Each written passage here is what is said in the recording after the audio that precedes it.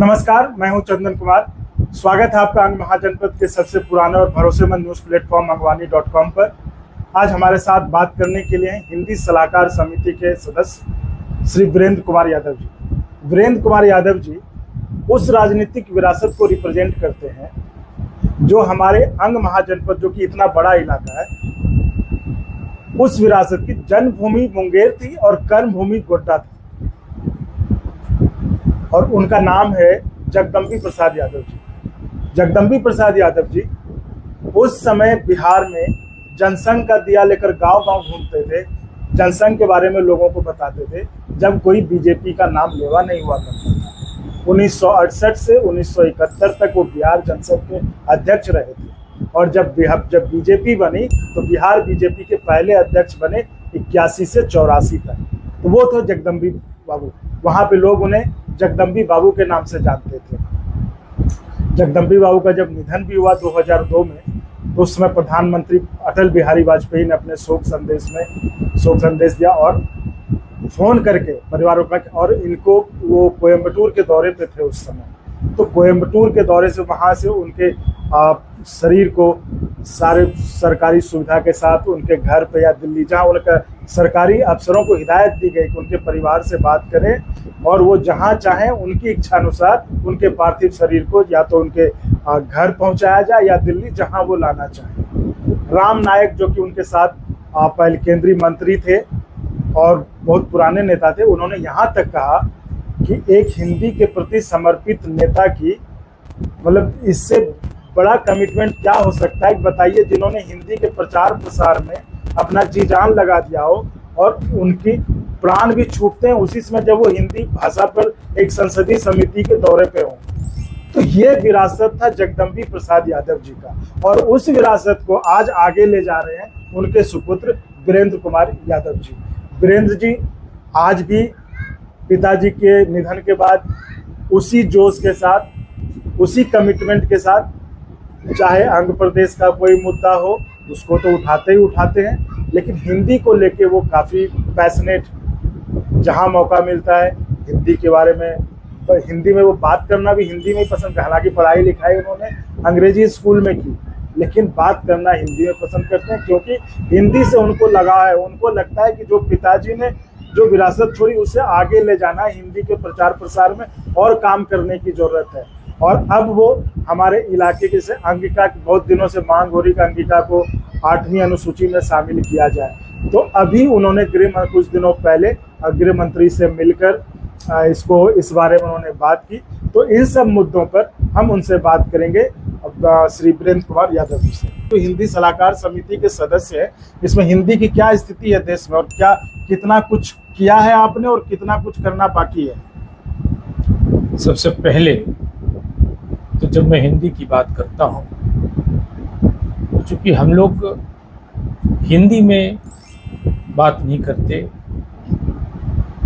चूँकि संकल्प हम हिंदी की लेते हैं और विकल्प अंग्रेजी में ढूंढते हैं, तो निस्संदेह देखना पड़ता है। जो सवाल आपने किया कि हिंदी की क्या स्थिति है, तो मैं कई वर्षों से हिंदी सलाहकार समिति भारत सरकार का सदस्य रहा हूँ, और विदेश मंत्रालय का जो विश्व हिंदी सम्मेलन समन्वय समिति होता है, जो 10 जनवरी विश्व हिंदी दिवस मनाया जाता है, उसका प्रस्ताव 8 जून 2005 को विदेश मंत्रालय की समिति में मेरे द्वारा दिया गया, और जिसे सर्वसम्मति से स्वीकृत किया गया, और सरकार द्वारा 2006 से प्रत्येक दिन 10 जनवरी को विश्व हिंदी दिवस मनाया जाता है। और अभी अगले मास से हिंदी दिवस शुरू होने वाली है। तो निश्चित रूप से आपका प्रश्न प्रासंगिक है कि हिंदी कहाँ तक आई। तो आपको मैं बताते चलूँ कि भारत सरकार अथक प्रयास करती है। केंद्रीय हिंदी समिति बनी हुई है प्रधानमंत्री की अध्यक्षता में। उसकी अनुवर्ती को क्रियान्वयन करने के लिए गृह मंत्री की अध्यक्षता में समिति बनाई गई है। संसदीय राजभाषा समिति है, जिसके 20 लोकसभा सदस्य और 10 राज्यसभा के सदस्य मिलकर 3 उपसमितियां में बंटती हैं, और तीनों उपसमितियां भारत सरकार के जितने कार्यालय हैं, उपक्रम हैं, सभी जगह निरीक्षण करके हिंदी का उत्तरोत्तर राजभाषा हिंदी का कैसे बढ़े उस पर चिंतन मनन होता है। उसके बाद मंत्रालयों की हिंदी सलाहकार समिति है और केंद्रीय वरिष्ठ अधिकारियों का एक राजभाषा संपर्क समिति है और नराकास जो नगर में नगर राजभाषा कार्य समिति के नाम से जाना जाता है, वो समितियां हर बड़े नगरों में हैं और कार्यालय की भी राजभाषा क्रियान्वयन समितियां होती हैं। तो इतनी समितियों के बावजूद आज़ादी के अमृत महोत्सव पर हिंदी का हमें प्रचार प्रसार करना पड़े तो मुझे सोचना पड़ता है कि कहाँ चूक गए हैं। क्योंकि 343 से लेकर 351 तक जो धारा है उसमें राजभाषा से संबंधित है, जिसमें 348 एक धारा है जो हमारे सर्वोच्च न्यायालय की भाषा को निर्धारित करती है। तो सर्वोच्च न्यायालय की भाषा क्या है? आज भारत का कोई भी नागरिक अगर सर्वोच्च न्यायालय में आवेदन करना चाहे तो उसे अंग्रेजी में देनी होगी, चूंकि संविधान सम्मत सर्वोच्च न्यायालय की भाषा अंग्रेजी है। पहली बार खुशनुमा पहलू हुआ कि 10वें विश्व हिंदी सम्मेलन जिसके संचालन समिति का सदस्य रहने का सौभाग्य मिला विदेश मंत्रालय के अंतर्गत, तो तत्कालीन विदेश मंत्री आदरणीय श्रीमती सुषमा स्वराज के नेतृत्व में एक प्रस्ताव 348 को संशोधन करने का सरकार के पास विचाराधीन है और जिस दिन यह संशोधन अगर क्रियान्वित हो जाएगा तो मैं समझता हूँ कि आधी लड़ाई हिंदी का हम ऐसे ही जीत लेंगे। दूसरी बात कि जब हमारा देश आज़ाद हुआ 26 जनवरी 1950 को संविधान लागू हुआ तो हमने 15 वर्ष की छूट दे डाली कि हिंदी को समृद्ध होने में धीरे धीरे समृद्ध होगा और 1965 से हिंदी अंग्रेजी का स्थान ले लेगी। लेकिन उस 65 आने से पहले हमने तत्कालीन गृह मंत्री जो हिंदी के बड़े प्रबल समर्थक थे उनके द्वारा एक संसदीय संकल्प 1963 को पारित किया गया जिसमें धारा 3(3) का निर्माण हुआ। वो धारा 3(3) क्या है? वो धारा 3(3) ऐसी है कि अंग्रेजी के साथ हिंदी को अनंत काल तक चलाए जाने की छूट दे डाली। तो विसंगतियां ये होगी कि अगर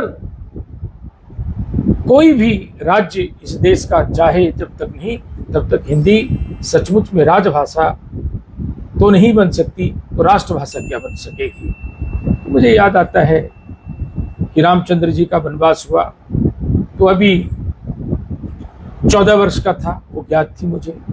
पांडव का अज्ञातवास हुआ तो वो भी मुझे ज्ञात था। लेकिन हिंदी का जो संसदीय संकल्प 1963 के द्वारा वनवास दिया गया है उसकी तिथि अज्ञात है कि सचमुच में अनंत है कि सचमुच में कब हिंदी हमारे भारतवर्ष की राजभाषा हो जाएगी।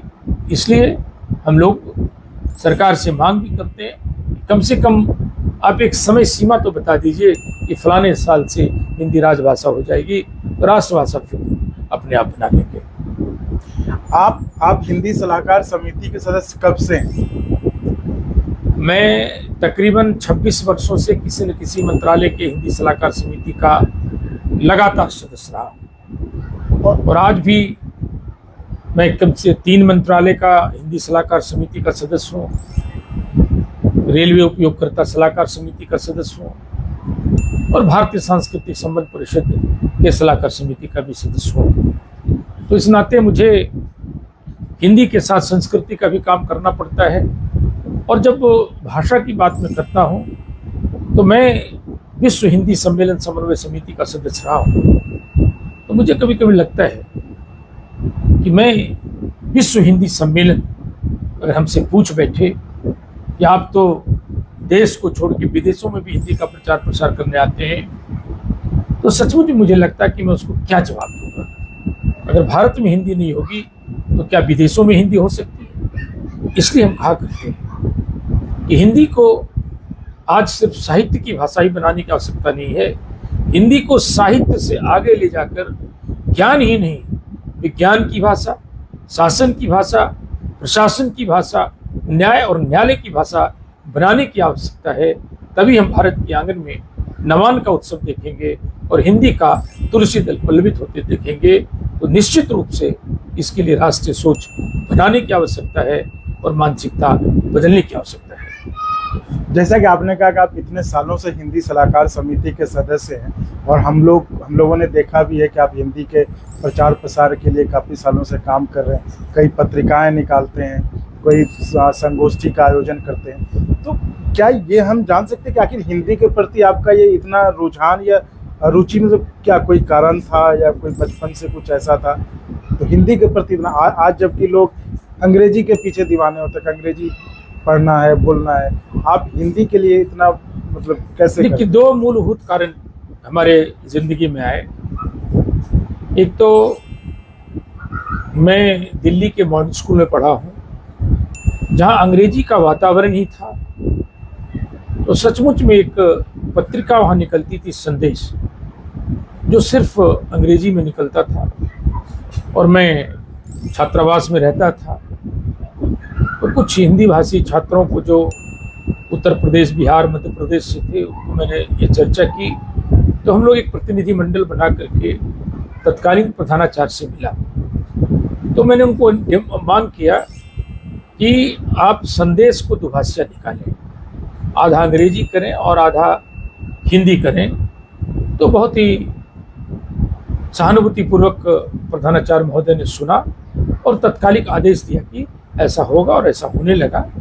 तो उसमें लेख लिखने की कमी हो जाती थी, क्योंकि सब अंग्रेजी वर्ग के छात्र थे।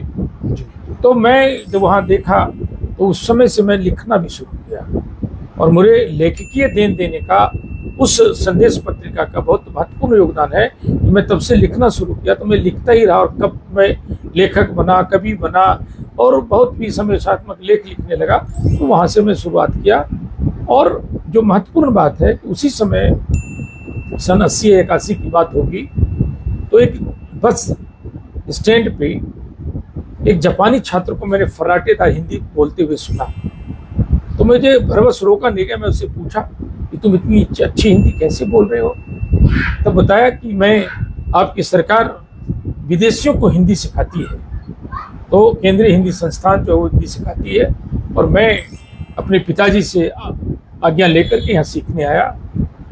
तो मैं देखा कि यहाँ तो सब लोग जो बड़े बड़े अधिकारी अंग्रेजी बोलते हैं। तो फिर उसके बाद हद तो तब उसने कहा कि मैं जब हिंदी के प्राध्यापक से हिंदी में बात करता हूँ, तो हिंदी के प्राध्यापक कहते हैं कि आप हमसे अंग्रेजी में बोल सकते हो, मैं अंग्रेजी जानता हूँ। तो उस बच्चे को बहुत प्रॉब्लम लगा कि मैं हिंदी पढ़ने आया हूँ, हिंदी सीखने आया हूँ, और हिंदी के प्राध्यापक इतनी हीन भावना में ग्रसित हो रहे हैं। तो तब से मैंने कहा कि अब हमारी परीक्षाएं भी होती है? कहते परीक्षाएं होती है, पास करा दिए जाते हैं। आपकी सरकार तो आंकड़े में विश्वास करती है, ये तो आंकड़े 10% बढ़ते जाते हैं। तो फिर मैंने उसको पूछा कि तुम, चुनाव का समय था उसमें, कि तुम हमारे जनतंत्र के बारे में क्या कहना चाहते हो? कहता आपके यहाँ जनतंत्र है? ऐसा मैं नहीं मानता हूँ। जहाँ जनता की भाषा और तंत्र की भाषा में भिन्नता हो, वह जनतंत्र हो ही नहीं सकता है। क्योंकि मैंने आपके यहाँ चुनाव भी देखे। मैंने किसी को पूछा, भाई तुम किसको वोट दे रहे हो?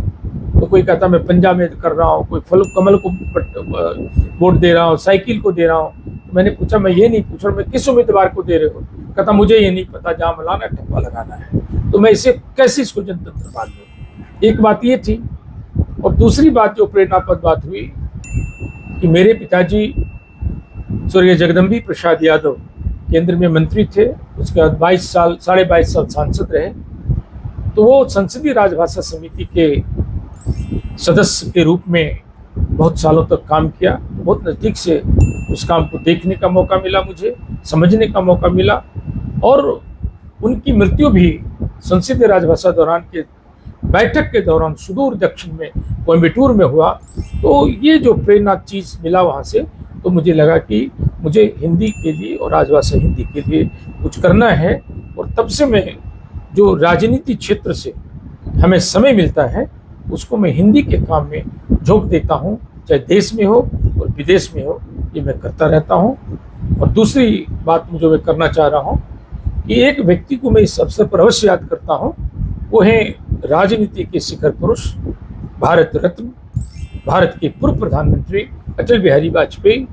उनको मैं इसलिए याद करता हूँ कि कि जब वो 4 अक्टूबर 1977 को विदेश मंत्री के रूप में संयुक्त राष्ट्र संघ में पहली बार हिंदी में सिंह गर्जना किए, तो मुझे लगा कि हिंदी का बहुत बड़ा कल्याण होने वाला है। और जब वही व्यक्ति देश के प्रधानमंत्री होते हैं तो मैं दर्शकों को उनके वाक्य को बोध वाक्य की तरह साझा करना चाहता हूं। वो कहते हैं कि विदेशों में तो हिंदी बोली जा सकती है, लेकिन देश में हिंदी बोलना बड़ा दुष्कर कार्य है। इसलिए समझा जाना चाहिए कि जब देश के प्रधानमंत्री इस तरह की बात बोल रहे हो तो हिंदी की लड़ाई कितनी बड़ी है और कितनी कठिन है।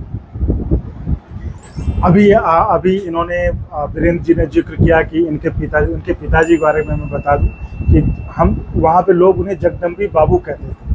2 जगदम्बी बाबू थे, एक जगदम्बी मंडल जी थे और एक जगदम्बी प्रसाद यादव जी थे। तो उनकी कर्म जन्मभूमि तो मुंगेर के बरियारपुर का जगह था, लेकिन जो उनका कर्म भूमि था वो भी अंग महाजनपद के गोड्डा जिले में था। और इन्होंने जो है उनका सारा काम देखने का काम वीरेंद्र जी ही करते थे। और उनके बारे में कहा जाता है, जिन्होंने जिक्र किया कि उनकी मौत जो है कोयम्बटूर में पार्लियामेंट्री सब कमेटी जो हिंदी पे बनी थी उस दौरे के दौरान हुई थी। उस समय तत्कालीन प्रधानमंत्री से लेकर हर किसी ने दुख व्यक्त किया था, क्योंकि उनका स्ट्रेचर बहुत बड़ा था। वो उस समय संघ का दिया बिहार में जलाते थे, जबकि कोई नामलेवा नहीं होता था। वो जनसंघ के अध्यक्ष रहे, फिर बिहार बीजेपी के 81-84 में अध्यक्ष रहे थे। वो उस समय वीरेंद्र जी उनके साथ रहते थे, उनका सारा काम देखते थे। तो उनके बारे में एक राम नायक थे, उसमें बीजेपी के नेता थे, बड़े नेता थे, बाद में केंद्रीय मंत्री भी रहे, फिर यूपी के राज्यपाल भी रहे। जब इनकी मौत की खबर आई तो उन्होंने लिखा कि इससे बड़ी श्रद्धांजलि क्या हो सकती है उनको, कि बताइए वो हिंदी के लिए इतना समर्पित व्यक्ति थे। उनकी मतलब उनकी जब मौत भी वो भी हिंदी कमेटी के दौरे के दौरान हुई। तो ये जो कह रहे हैं कि हमें वो विरासत, सोचे कि विरासत कितनी बड़ी होगी और उस विरासत को ये आगे बढ़ा रहे हैं। हिंदी, पिताजी भी हिंदी के लिए समर्पित थे, वो हिंदी के लिए हमेशा काम करते थे और उनको ये आगे बढ़ा रहे हैं। तो ठीक है सर, तो अंगिका के बारे में क्या कहना चाहेंगे? देखिए, मैं यहाँ थोड़ा सा तकनीकी रूप में चलता हूँ, क्योंकि मैं सालों से नहीं, मेरे अंदर में हिंदी को बढ़ाने का प्रभाव कह लीजिए, और अंगिका होने के नाते अंगिका का भी प्रभाव चाहता हूँ। तो मैंने जब सोचा एक बार कि 8वीं अनुसूची होती है जिसमें सभी भाषा उसमें नामित होना चाहते हैं। अभी 22 भाषाएं उसमें सम्मिलित हैं और 38 भाषाएं प्रतीक्षारत हैं होने के लिए, और पता नहीं कितने भाषा उसमें सिल जाएंगे। तो मुझे कभी लगता है कि क्या ये क्षेत्रीय भाषा के रूप में हिंदी के प्रति कोई षड्यंत्र तो नहीं रचा जा रहा है कि सपोज के मान लीजिए कि आप मैथिला भाषी हैं, हम अंगिका भाषी हैं, कोई बिजिका भाषी है, कोई भोजपुरी है। तो जब सब अपनी मातृभाषा को इस रूप में रेखांकित करेंगे तो हिंदी का कौन होगा? तो इसलिए मैंने अंगिका के साथ हिंदी को माननीय गृह मंत्री से आग्रह किया कि भाषा सर्वेक्षण का जो प्रारूप बने उसमें 2 कॉलम भाषा के क्षेत्र पूछा जाना चाहिए, एक राष्ट्रभाषा और एक मातृभाषा, ताकि मैं राष्ट्रभाषा हिंदी लिखा सकूं और मातृभाषा अंगिका लिखा सकूं। तो हिंदी की जो गणना गिनती है जो पहले स्थान दूसरे स्थान पर पहुंच चुके हैं, पहले स्थान पर पहुंचने वाले, तो उसकी गिनती कम ना हो और हिंदी की लड़ाई कमजोर न पड़े, और अंगिका की लड़ाई को जो क्षेत्रीय स्तर पर है वो करना चाहिए। क्योंकि मैं पिछले दिनों भागलपुर के कार्यक्रम में गया था, वह धरना प्रदर्शन हो रहे थे, तो मैंने सोचा कि अंगिका भाषा की क्या स्थिति क्या है। तो जब मैं गृह मंत्रालय से पत्राचार किया तो मुझे बताया गया कि अंगिका तो भाषा ही नहीं है। अच्छा, तो मेरे लिए इतनी हतप्रभ होगा कि अंगिका भाषी कौन से भाषी हैं। तो चूंकि जब मिथिलांचल का आंदोलन चल रहा था तो सारे मिथिलांचल के लोगों ने अपनी भाषा भी मिथिला लिखा डाली।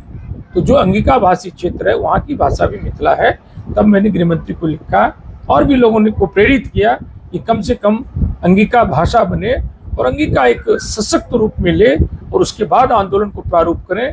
तो मैं समझता हूँ कि वह दिन दूर नहीं होगा कि हिंदी के साथ अंगिका भी मैथिली और भोजपुरी के टक्कर में खड़ी होगी।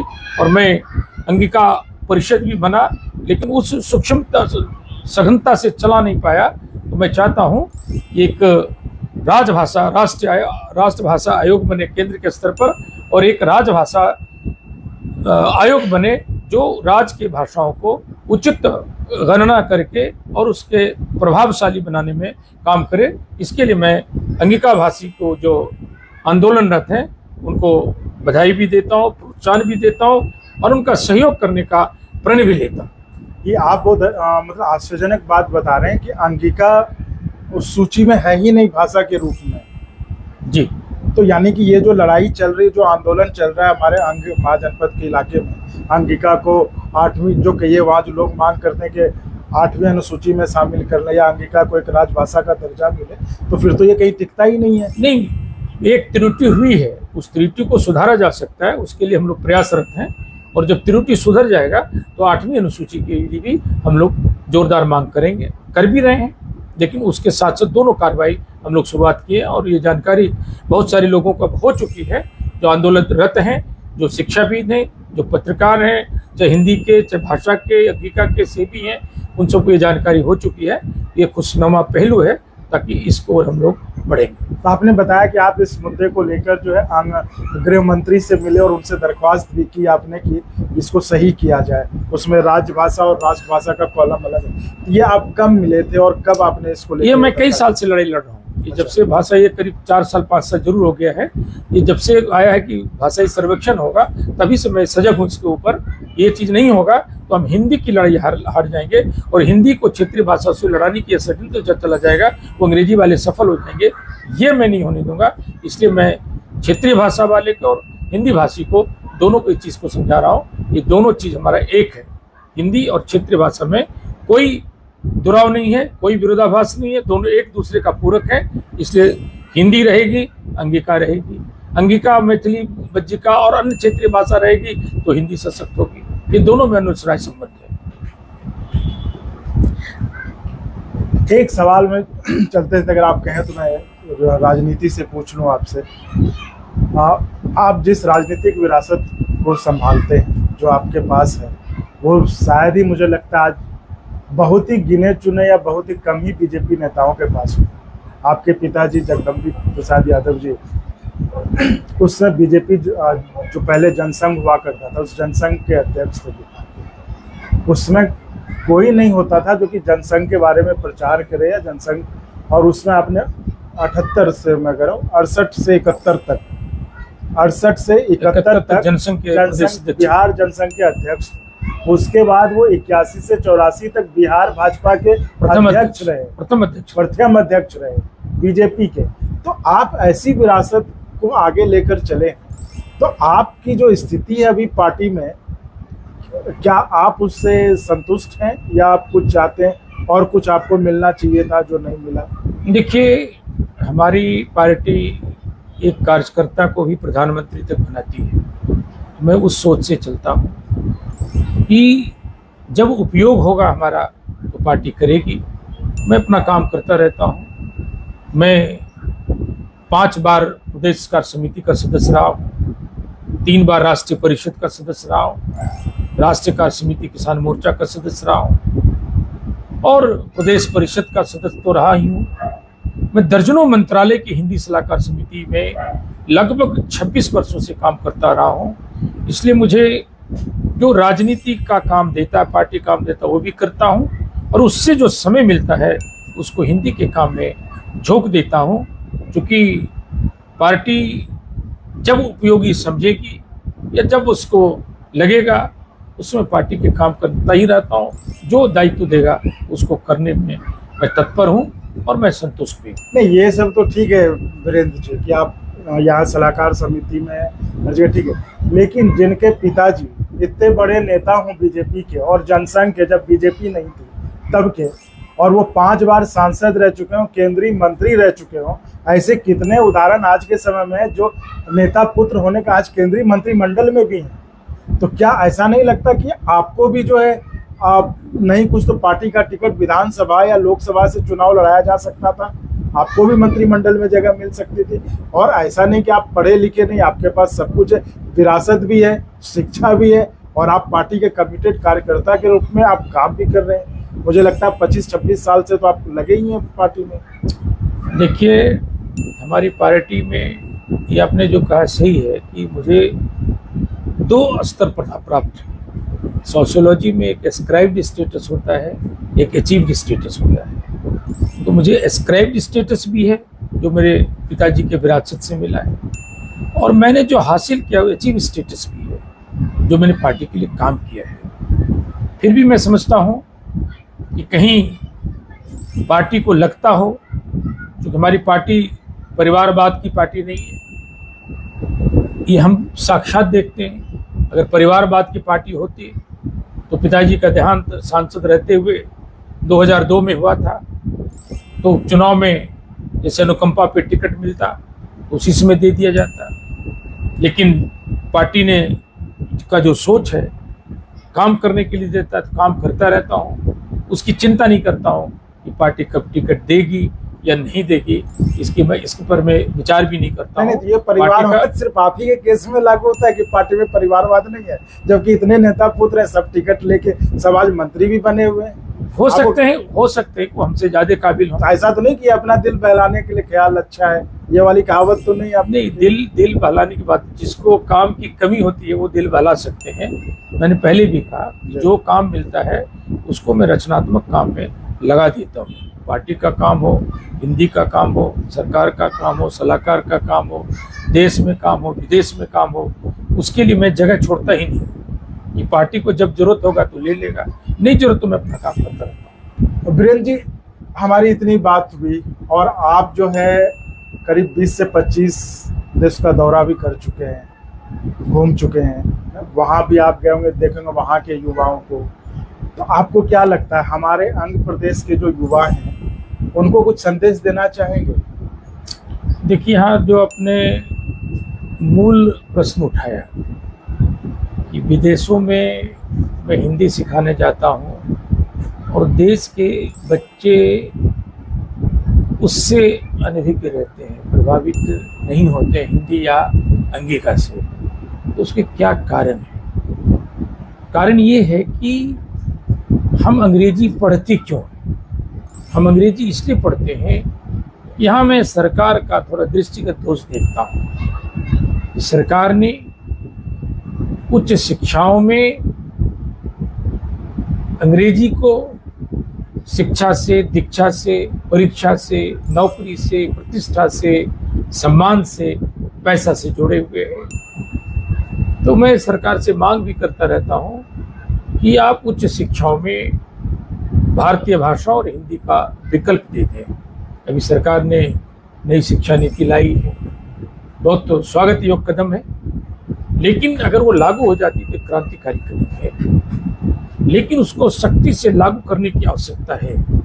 अगर हम लागू न कर पाए तो इसमें विसंगतियां भी आ सकती हैं।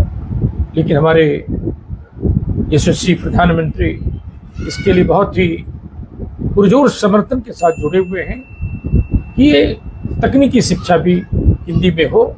इसका पहला उदाहरण माखनलाल चतुर्वेदी अटल बिहारी वाजपेयी विश्वविद्यालय में मेडिकल शिक्षा को हिंदी में करने का 100% प्रयास किया गया है, जिसके लिए मैं भारत सरकार के प्रधानमंत्री को, मध्य प्रदेश के मुख्यमंत्री को भी इसका हार्दिक धन्यवाद भी देता हूँ और आभार भी प्रकट करता हूँ। तो जहाँ तक बच्चों की बात है, तो जब तक हम विकल्प नहीं देंगे उच्च शिक्षा में, अभी आप हिंदी पढ़ के अगर हम एक चपरासी भी नहीं बना सकते, सारी हमको अंग्रेजी पढ़ने के लिए, आज चपरासी का भी इंटरव्यू में अंग्रेजी पूछा जाता है, तो कौन हिंदी या भारतीय भाषा पढ़ना चाहेगा? तो निश्चित रूप से जो मैं बात पहले बताया कि विकल्प जब हम देंगे तो मैं बच्चे को जरूर आह्वान करना चाहता हूँ, बच्चे हिंदी और भारतीय भाषा, हिंदी या अंगिका को पढ़ेंगे और उच्च शिक्षा, उच्च अधिकारी बनेंगे, अच्छे इंजीनियर्स, अच्छे डॉक्टर्स बनेंगे, तो मुझे नहीं लगता है कि फिर तभी किसी हिंदी का प्रचार प्रसार का या भाषा का प्रचार प्रसार करने की आवश्यकता होगी। और दूसरी है कि सरकार को राजभाषा नीति अगर हिंदी केंद्रित है या भारतीय भाषा केंद्रित है तो रोजगार नीति अंग्रेजी केंद्रित है। अगर हम दोनों को सामंजस्य नीति बनाएं और हिंदी और भारतीय भाषा में अगर उच्च पदों पर हम पहुंचेंगे तो मैं बच्चों से भी आह्वान करूंगा और बच्चे भी पढ़ेंगे, आह्वान करने की शायद हमें आवश्यकता नहीं पड़ेगी। और एक आह्वान मैं जरूर करना चाहता हूं, एक हस्ताक्षर अभियान हमारे संस्थान की ओर से चलाया जाता है कि हिंदीतर भाषी भी अधिकृत हस्ताक्षर किस भाषा में करते हैं। तभी आपको उदाहरण बताऊं तो पटना का एक बैंक से मैं आंकड़ा मंगाता हूं तो 98.4% लोग अंग्रेजी में हस्ताक्षर करते हैं। मैं जरूर आपके चैनल के माध्यम से जरूर आह्वान करना चाहता हूं कि जो अंग्रेजी में हस्ताक्षर करते हैं अधिकृत, वो जरूर हिंदी या अपनी मातृभाषा में करें। तो मैं समझता हूं इस चैनल पर जो मैं अपना वार्तालाप करूंगा बहुत ही सार्थक होगा। आपको नहीं लगता कि जो कहा जाता है कि हिंदी के बदले अंग्रेजी को सीखना चाहिए, अंग्रेजी में पढ़ाई करना चाहिए क्योंकि उससे आगे करियर में ज़्यादा संभावनाएं मिलती हैं, तो वहाँ पे हिंदी को चुनना अंग्रेजी के बजाय क्या हमें पीछे ले जाने वाली बात तो नहीं होगी?